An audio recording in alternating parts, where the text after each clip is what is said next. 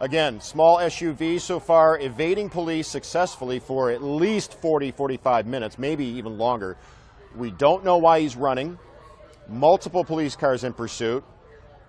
Looks like the driver's side front tire is toast, and he is on his rim. It's going to limit his mobility. He's going to pull over now and get out to run. We have over Interstate 75 traffic with multiple officers in pursuit running against traffic. Jumps up over a hood of a minivan. Officers try to get him. They've got the van surrounded. 5, 6, 7. They've got him down in custody. Running on highway or against highway traffic, climbing the hood and windshield of that SUV, that minivan right there. One of the most dramatic police chases you will ever see come to a conclusion right here live on Local 4.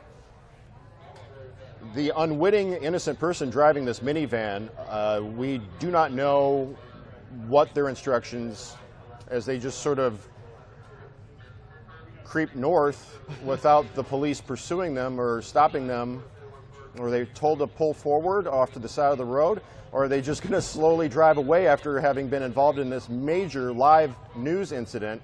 I don't think the officers realize that the van involved in this, that the guy tried to run and basically leap over, is slowly pulling away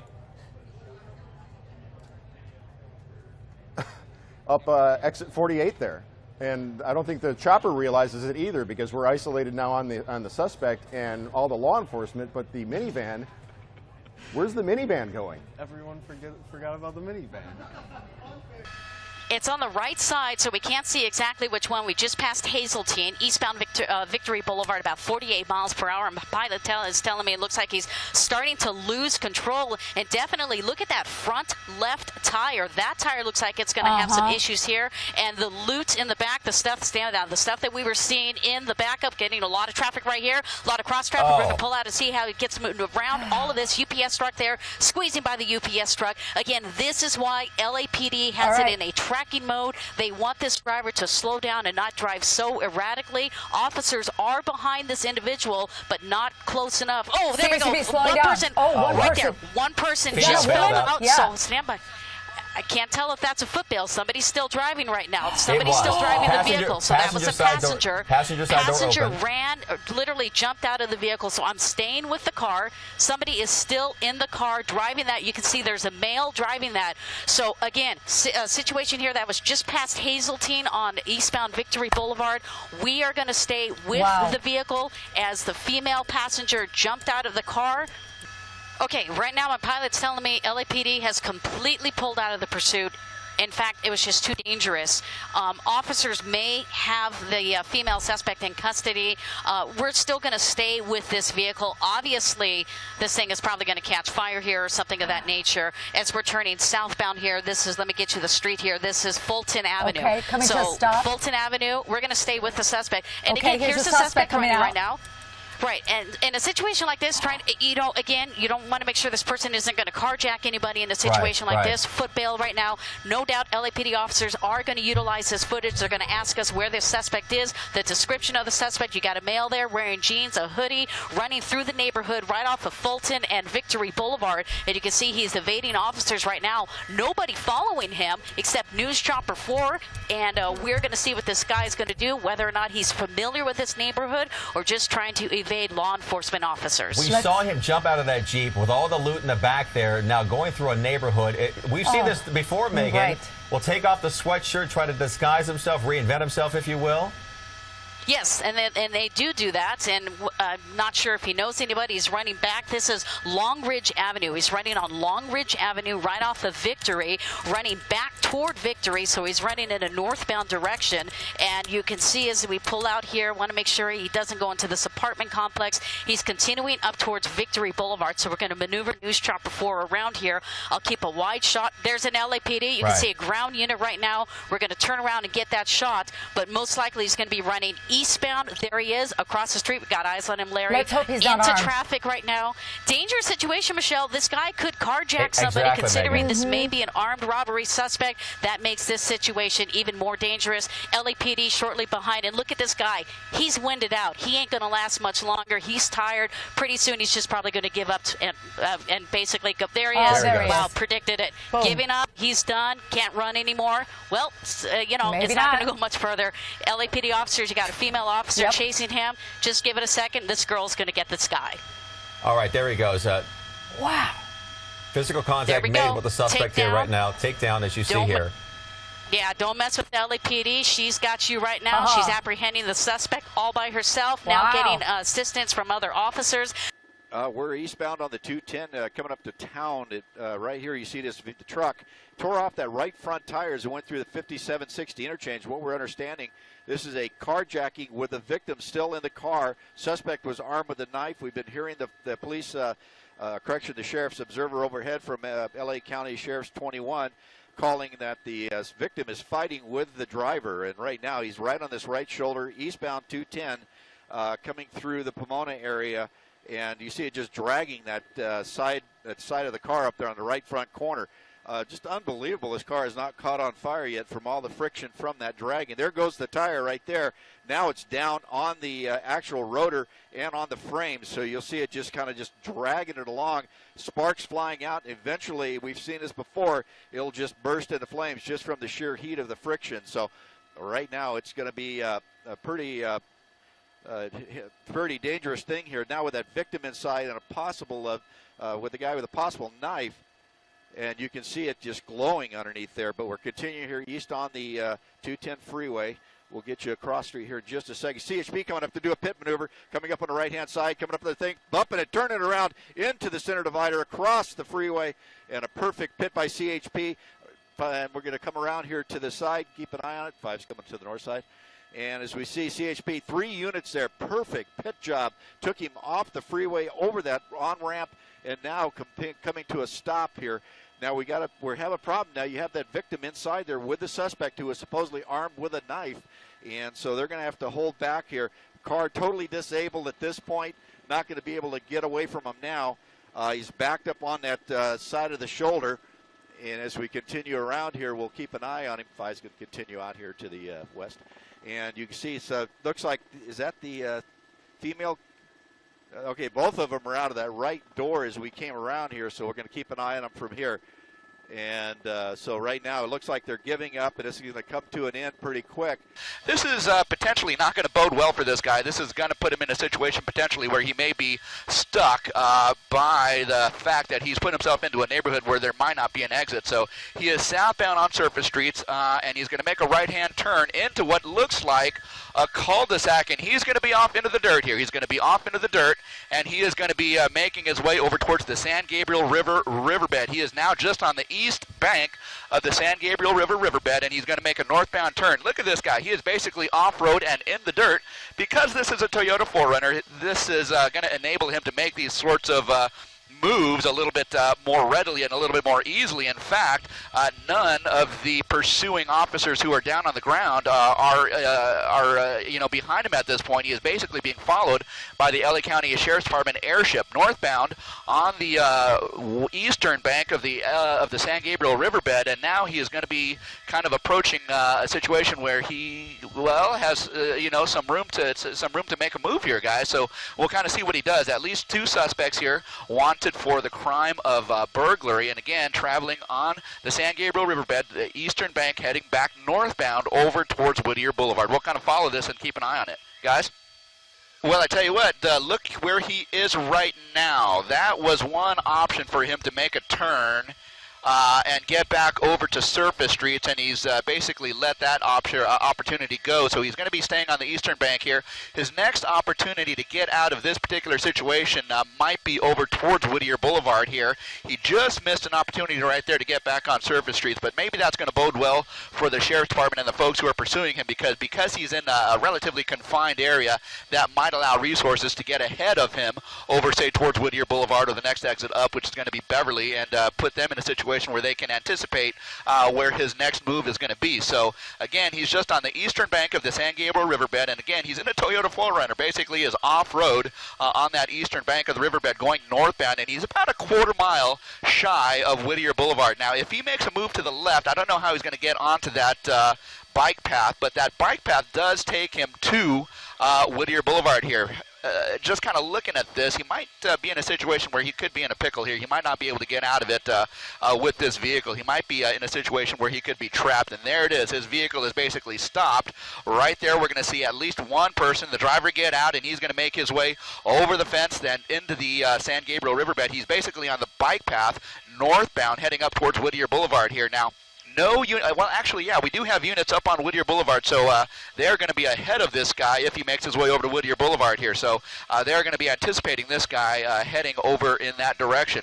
I do not see anyone else getting out of the vehicle, so the information was that there was at least two people in the vehicle. So far, it looks like it's just one at this point, and he has made a turn into the San Gabriel riverbed here, so he is going to be under the cover of some of this vegetation and some of this brush. I mean, my guess at this point is that he would prefer to, give himself up at this point, but we'll see what the efforts are as they kind of close in on this guy now. The officers have now made their way up the eastern bank of the San Gabriel River here, so at least 3 vehicles are up there and up ahead of them on the north side over on Whittier Boulevard here. We do have at least half a dozen units waiting for him there, so we'll kind of see what happens as he hopefully pops out here. About a half hour ago, that active search here was called off. SWAT team was called off. Deputies reopened this stretch of Whittier Boulevard, but I am told even though this was wrapped up here, they are following up on leads, still looking for that pursuit suspect.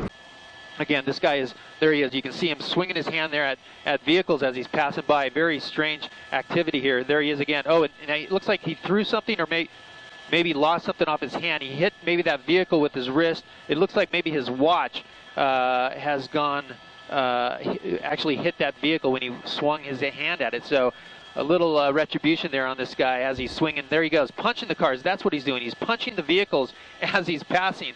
Unknown to what's going on, all of a sudden some guy on a motorcycle comes up and punches your car. There he is, shaking his hands like as if he maybe hurt himself. But again, I mean, this is self-inflicted punishment here, to say the least, Sandra. And, he may have an issue with braking with that hand, if he can, squeeze that brake or not with that left hand. So, Lena and Sylvia, very interesting pursuit taking place out here. Started in the San Bernardino area, and here he is looking back at police officers. And, he's making gestures to the officers there. I'm going to pull out and show you. Yeah, he's very agitated with those officers, being very defiant. And then jumping right back on the freeway. You can see him, definitely he's got some pain. Look at him switching his hand here. Switching hands. He's now throttling with his left hand. Oh, wow. So, he may be having trouble with both hands at this point. Oh, my goodness. But look at him. He's very, very agitated at this point. Very dangerous for this driver. Left-handed, crossing his arms there, pulling on that throttle, but continuing to drive. And look at that. I mean, now he's switching back over to a normal position with his hands. But, very dangerous situation for this driver. I mean, maybe he's playing this up for us. I don't know. But certainly when he hit that vehicle with his left hand, it definitely broke his watch. So you can imagine at the speeds he was traveling at the time, about 80 miles an hour, hitting someone's mirror like that or the vehicle at the very least is going to do some major damage. Yeah. Yeah, exactly. Yeah, you got to wonder. Bowing down his head.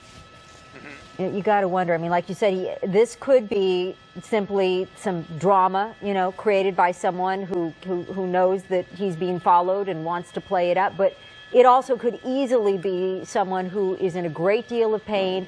Sometimes when you injure yourself, it doesn't really kick in. The shock at first kind of masks the pain, and then after a while, you really begin to feel it, and that might be. It could well be what we're seeing right now. He could have easily injured himself very seriously. Oh, and this is very dangerous here. He's picked up speed here really fast. He's approaching traffic on the 170 coming up to Roscoe. The traffic is always heavy here. There's a new bridge that they built here, commuter lanes here to get on that 5 freeway. We can see out the window that the traffic is backed up. You can see him passing cars. He's starting to slow down, shaking his wrist there, but very dangerous. Approaching the traffic, he speeds up. It really speaks to this guy's mental status. I mean, thinking about, just the cars changing lanes. Look at that, real close to that motorcycle, almost hit him. almost hit that fellow motorcyclist there. You know, the question is, how can he control this motorcycle any further in all this pain?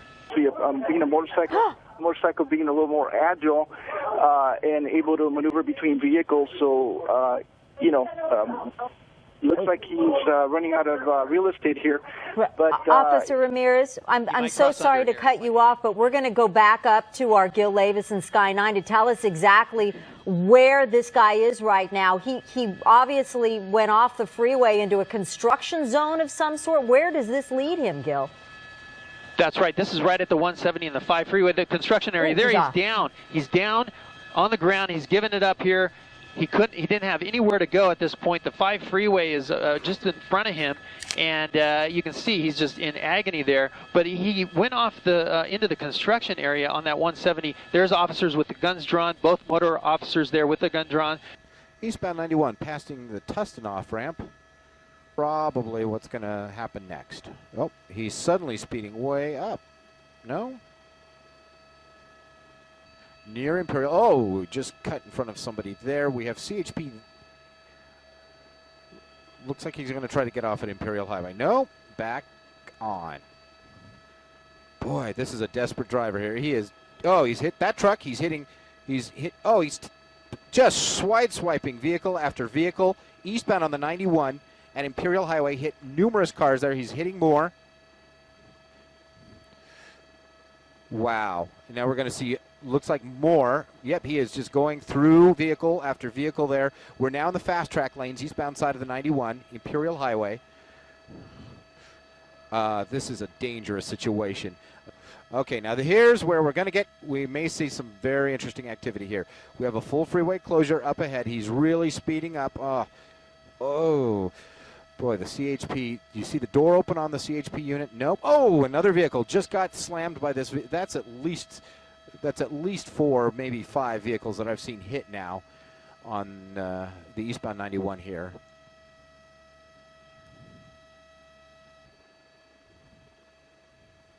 Spike strip right there. Yep.